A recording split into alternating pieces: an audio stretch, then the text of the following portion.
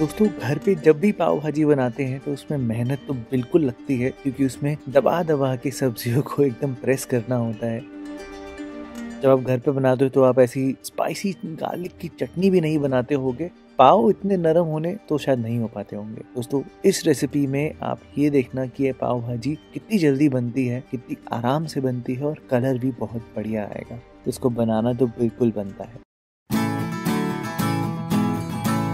Hello दोस्तों, मैं हूं भरत और आपका स्वागत है भरत किचन हिंदी में। तो फिर देर किस बात की, चलो फिर शुरू करते हैं। दोस्तों अगर पाव भाजी की बात करें तो पाव भाजी एक्चुअल में कैसे बनी? एक्चुअल में तो यही था कि जो बची हुई सब्जी होती थी उसको अगले दिन तड़का मारकर उसकी भाजी बनाई जाती थी। तड़के में जनरली प्याज और टमाटर ही होते थे, शिमला मिर्च होती थी थोड़ी सी। तो जो बची हुई सब्जी होती थी उसमें तड़का मार के उसको पाव भाजी में बनाया जाता था, मसाले डालकर रिफ्रेश करने के लिए, वेस्टेज बचाने के लिए। तो अगर आप ऐसे सब्जी के फॉर्म में तड़के के साथ भाजी को बनाओगे तो देखना अब रिजल्ट बिल्कुल अलग आएगा। आप ऐसे बनाकर देखना पाव भाजी। तो जैसे मैंने आपको बताया कि हमें पहले एक सब्जी बनानी होगी, तो सब्जी मैंने बेसिक ली है। यहाँ पर 1 कटोरी मटर है। मेरे यहाँ पर ज्यादा आलू है, लगभग 10 के आसपास कच्चे आलू होंगे, लेकिन ये छोटे छोटे हैं। आप बस ये हिसाब याद रखना कि एक बंदे के हिसाब से एक मीडियम से बड़ा साइज का आलू जरूर होना चाहिए। उसके साथ साथ मैंने यहाँ पर गाजर ली है और रंग के लिए मैंने यहाँ पर चुकंदर लिया है, जिससे कि बहुत ही अमेजिंग सा कलर आएगा इस पाव भाजी का। और आखिर में मैंने यहाँ पर 2 टमाटर लिए हैं। तो अब आपको मेहनत नहीं करनी, आपको बेसिकली इनको बड़े बड़े पीसेस में कट करना है, चाहे वो आलू हो, टमाटर हो, गाजर हो, चुकंदर हो, ये सारी चीज़ें। और बेसिकली हम इसको एक प्रेशर कुकर में डालकर इसकी सब्जी बना देंगे। अगर ये पुराने ज़माने में होता तो पहले इसको भगोने में पकाया जाता बहुत देर तक ढककर, जिससे कि सब्जियां अच्छे से गल जाती। एक नॉर्मल आलू मटर की सब्जी बना रहे हैं और कुछ नहीं।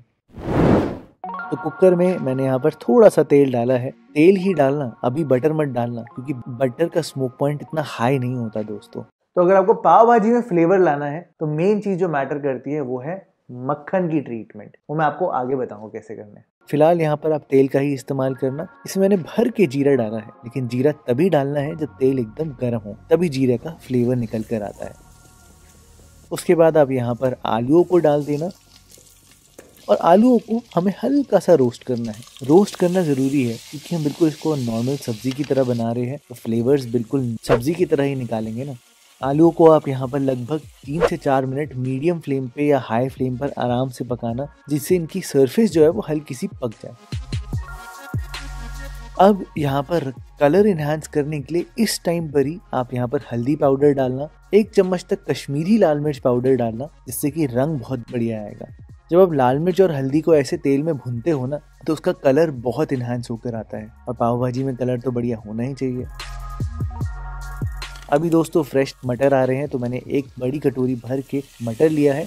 टमाटर को भी ऐसे ही डाल दिया है, और टमाटर आए हैं तो नमक तो आएगा ही ना। अब यहाँ पर नमक भी डाल देना, लगभग 2 टीस्पून के आसपास। इसको भी हम थोड़ी देर तक भुनेंगे। बेसिकली तब तक आपने भुनना है जब तक टमाटर हल्के से गल नहीं जाते, माइनर से इनकी स्किन अलग नहीं हो जाती, तब तक आपने भुनना है। फिर आप यहाँ पर गाजर और चुकंदर भी डाल देना। अब यहाँ पर हम प्रेशर कुकिंग करेंगे, तो इसके आगे हमें ज़्यादा पकाने की ज़रूरत नहीं है। बस आप एक इंश्योरेंस खरीद लेना, यानी कि यहाँ पर पानी ज़रूर डाल देना। लगभग मैंने यहाँ पर 1.5 कप के आसपास पानी डाल दिया है। और आप देख सकते हो कि टमाटर अब थोड़े से गलने शुरू हो गए हैं। ये देखो, इनकी स्किन आराम से अलग होनी शुरू हो गई है। तो इस स्टेज तक ही आपने टमाटरों को पकाना है। 2 बातें हैं, उबालने में और भुनने में बहुत फर्क होता है। इस सब्जी में उबले हुए टमाटर हैं तो इतने खट्टे नहीं होंगे। जब हम बाद में टमाटर को भुनेंगे तो आप खुद ही देखना, मैं आपको दिखाऊंगा प्रूफ करके कि वो भुने हुए टमाटर ज्यादा खट्टे हो जाते हैं। फिलहाल आप यहाँ पर इसको मीडियम हाई फ्लेम पर ही रखना, और आपने यहाँ पर 3 सीटी लगानी है। 2 से 3 सीटी काफी होंगी यहाँ पर गलाने के लिए। 2 सीटी मैंने हाई पर दी है, और उसके बाद गैस को मीडियम पे कर दिया था, और 1 सीटी मैंने मीडियम पे दी है। फिर आप गैस को बंद कर देना और इसको पूरी तरीके से ठंडा होने देना।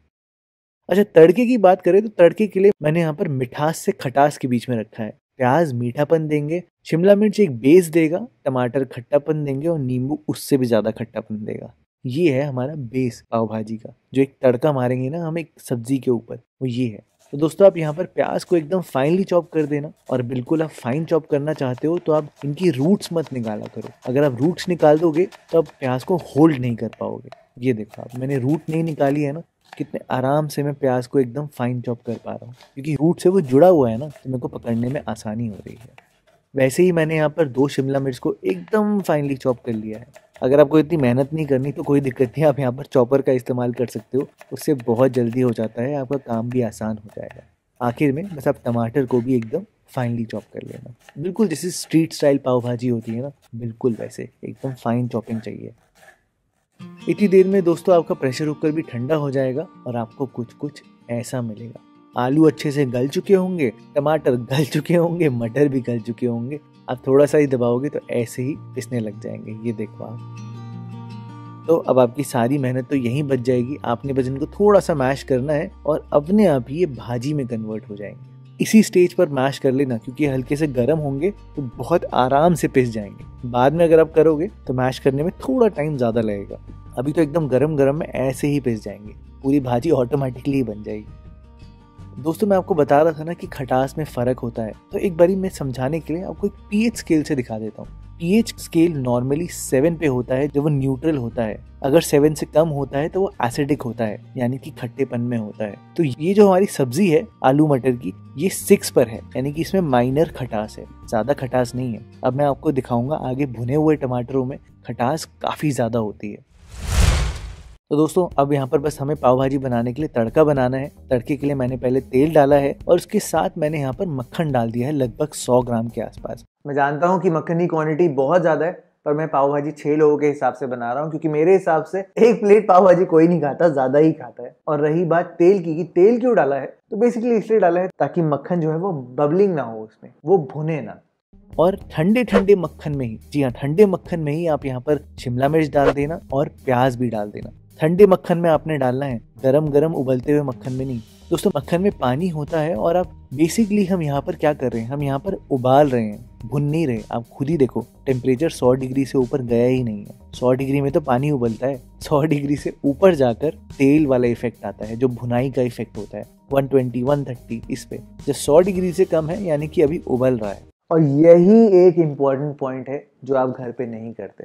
ये एक बहुत बड़ा डिफरेंस है, क्योंकि सुनने में अजीब लगता है कि मक्खन गर्म नहीं हुआ, तेल गर्म नहीं हुआ, पहले ही सब्जियों को डाल दिया। देखो सिंपल सी बात है दोस्तों, जब आप कोई भी चीज भूनते हो तो आप देखते हो कि उसमें बबल्स बहुत आते हैं। बेसिकली सब्जी से पानी रिलीज हो रहा होता है, लेकिन जब आप बॉईल करते हो तो पानी उसके अंदर ही रहता है, उसका पानी रिलीज नहीं होता। यही फर्क है दोस्तों बहुत बड़ा, और इतनी सी बात पे डिफरेंस आ जाता है टेस्ट में। थोड़ी देर आपने भुनना है, मक्खन साइड में ही ऊपर आ जाएगा, इससे सारा पानी उड़ जाएगा और ये भुनने लग जाएगा। तो बस इस स्टेज पर आप यहाँ पर एक बड़ा चम्मच कश्मीरी लाल मिर्च पाउडर का डाल देना, भर कर पाव भाजी मसाला डाल देना। मैंने यहाँ पर इस्तेमाल किया है टाटा संपन्न का पाव भाजी मसाला। टाटा संपन्न पाव भाजी मसाला की बेस्ट बात यह है कि इसमें दगड़ फूल का इस्तेमाल किया जाता है, जो सच में पाव भाजी का बेस बनाता है। इस स्टेज पर ही आप यहाँ पर भरकर कसूरी मेथी भी जरूर डाल देना, उसको भी भुनना बहुत जरूरी है मसालों के साथ। हम जब यहाँ पर मसालों को भुनेंगे ना, आप ये देखना इस तड़के का जो रंग है वो अलग ही निकल कर आएगा। आप बोलोगे कि भरत भाई ये सच में बहुत डिफरेंट है। आप खुद ही देखो, थोड़ी देर में ही अलग ही रंग निकल कर आएगा, क्योंकि मक्खन भी हमने अलग तरीके से किया है और मसाला भी। तो दोस्तों इस स्टेज पर आप यहाँ पर जो 2 कटे हुए टमाटर थे वो डाल देना। ये जो टमाटर है, क्योंकि ये भुनेंगे तो ये अलग ही खट्टापन देंगे। उबला हुआ खट्टापन एकदम अलग है और भुना हुआ खट्टापन एकदम अलग है। अब टमाटर आए हैं तो नमक भी ज़रूर डाल देना, ताकि वो जल्दी से पके। और आपने इनको सिर्फ 5 मिनट तक पकाना है। 5 मिनट में ही टमाटर अच्छे से भुनने लग जाते हैं। अभी अब ये देखो, अभी शुरुआत की भुनाई है, तो अभी जो पीएच है अभी से ही ये 6 पर आ गया है, 5.96 ऐसे है। और जैसे जैसे टमाटर भुन जाएंगे, मैं आपको एंड में दिखाऊंगा, इसका पीएच इससे भी कम आ जाएगा, यानी कि 6 से भी काफ़ी कम आ जाएगा। तो बस थोड़ी देर आप यहाँ पर इसको भुनना, अच्छे से चलाते रहना, और 5 मिनट के अंदर अंदर आप देखना सारी सब्जियां गलनी शुरू हो जाएगी। तो इसको भी हल्का सा प्रेस कर लेते हैं। बस अब आप यहाँ पर जो हमने भाजी बनाकर रखी थी सब्जी की, वो आप यहाँ पर डाल देना और इस तड़के के साथ इसको अच्छे से मिला देना, और आपकी पाव भाजी लगभग पूरी बन जाएगी। हाँ, पानी डालना बिल्कुल मत भूलना, इतनी गट्टी गट्टी पाव भाजी थोड़ी खानी है, ये तो बहुत गाढ़ी है। आप यहाँ पर पानी डाल देना जिससे कि उसकी कंसिस्टेंसी एकदम सही हो जाए।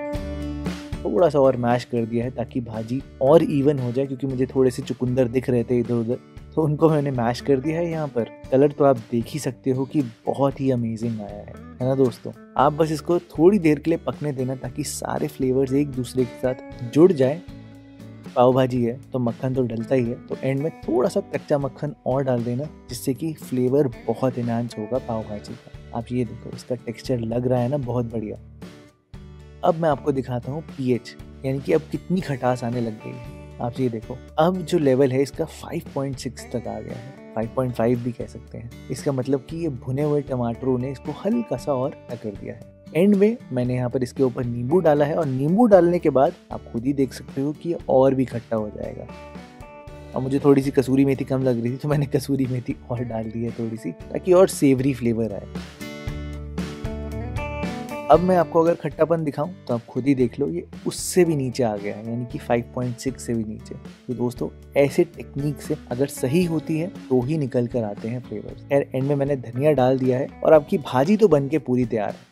अब भाजी बना दी है, और भाजी को स्पाइसी बनाने के लिए एक स्पेशल चटनी भी होती है मिर्च की। तो मैंने यहाँ पर थोड़ी सी मिर्चों को, लगभग 10 के आसपास मिर्चों को गर्म पानी में डाल के रखा था आधे घंटे के लिए। और हाँ, मैंने मिर्चें जो यहाँ पर इस्तेमाल करी है वो है बाइगड़ी, और बाइगड़ी का ही इस्तेमाल पाव भाजी में किया जाता है, क्योंकि इतनी स्पाइसी नहीं होती, कलर ज्यादा होता है इनमें। और एक पूरी लहसुन की कली ली है मैंने, वो यहाँ पर डाल दी है, साथ में 1 इंच अदरक। आप पानी डालकर इसको अच्छे से पीस लेना, और ये आपकी चटनी का बेस है। बस अब चटनी बनाने के लिए पैन में मैंने थोड़ा सा तेल डाला है। थोड़ा ज्यादा तेल आएगा दोस्तों, तेल कम मत लेना, क्योंकि तेल एक प्रिजर्वेटिव भी है यहाँ पर। और अब आपने इस चटनी को भुनना है, जितना आप भुनोगे उतना बढ़िया टेस्ट निकल कर आएगा। बैलेंस करने के लिए मैंने यहाँ पर नमक भी डाल दिया है, और बस इसको थोड़ा सा पानी डालकर भुन लेंगे अच्छे से। That's it। हाँ, लेकिन इसको बैलेंस करने के लिए इसमें 1 चम्मच के आसपास विनेगर जरूर डाल देना, ताकि स्पाइसीपन को थोड़ा सा कंट्रोल करें। 5-6 मिनट के अंदर अंदर ही एक तीखी सी चटपटी सी चटनी बनकर पूरी तैयार हो जाएगी। बहुत टेस्टी लगती है, और अगर आपको पाव भाजी का फ्लेवर एनहांस करना हो तो ये बहुत काम आती है। मुझे पता है कि आप बोल रहे हो कि पाव भाजी में तो अदरक लहसुन डाला ही नहीं, तो दोस्तों मेरे हिसाब से आप मत डालना, आप ये चटनी डालना ऊपर से पाव भाजी में। सीरियसली, पाव भाजी का टेस्ट यहाँ से यहाँ पहुंच जाएगा। आपने बस तब तक पकाना है जब तक इसके साइड में आप ये देखो तेल निकलना शुरू नहीं हो जाता। अच्छा, लास्ट चीज पाव की रह गई बात कि पाव बाजार जैसे नरम नरम कैसे बनाए। बहुत सिंपल है दोस्तों। मुझे पता है ब्रेड वाले पाव मिलते हैं और इनमें वो टेस्ट तो बिल्कुल नहीं आता, थोड़े सूखे सूखे से होते हैं, वो बात आती ही नहीं है। कोई दिक्कत नहीं, अगर आपके पास माइक्रोवेव है आप यहाँ पर इनको अलग अलग कर लेना, और पहले इनको आप काट लेना। काटना बहुत जरूरी है, हाँ, लेकिन पूरा मत काटना इनको। अभी देखो, अभी ये सॉफ्ट नहीं है ना, मैं आपको दिखाऊंगा कितने सॉफ्ट हो जाएंगे। आप यहाँ पर पहले इनको काट के माइक्रोवेव में सिर्फ 30 सेकेंड्स तक आपने इनको स्टीम करना है। स्टीम कैसे करना है, आप बस एक कटोरी में पानी डालकर रखना, और इसको 30 सेकेंड्स उस पानी की कटोरी के साथ यहाँ पर माइक्रोवेव में घुमा देना 30 सेकेंड के लिए। हल्के से पाव अपने आप ही नरम होने लग जाएंगे। ज़्यादा देर तक मत करना, ज़्यादा देर तक करोगे तो ये हार्ड होने लग जाएंगे। 30 सेकेंड्स ही काफ़ी होंगे, मैक्सिमम 40 सेकेंड, उससे ज़्यादा बिल्कुल भी नहीं। ये देखो, हो गए ना एकदम सॉफ्ट सॉफ्ट। ये बिल्कुल वही पाव है।